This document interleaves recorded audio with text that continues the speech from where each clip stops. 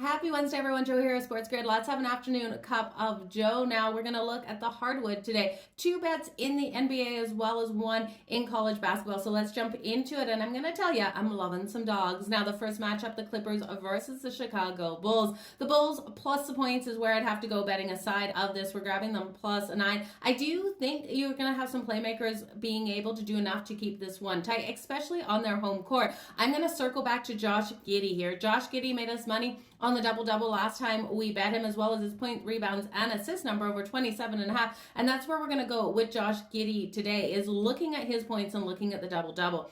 In the month of February, he's really been stepping up, averaging right on 19.6 points per game. Today's player prop coming in at 16.5. Give me that to the over, but it's juiced at minus 132. I do think you can take him for 20 plus points at plus 162, as well as a double-double at plus 115. Then when we look at the 76ers versus the Knicks, well, the Knicks don't deserve to be a 10-point favorite in this one.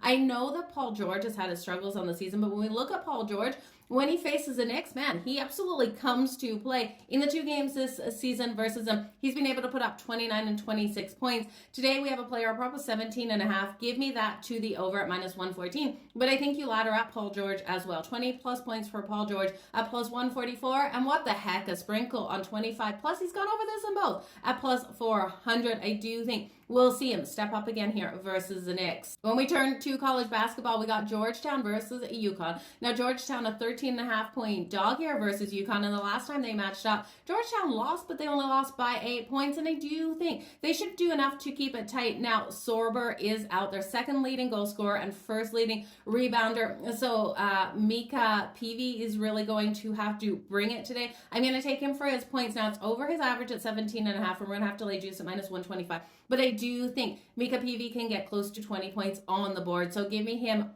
over 17.5 points. And Georgetown plus a 13.5.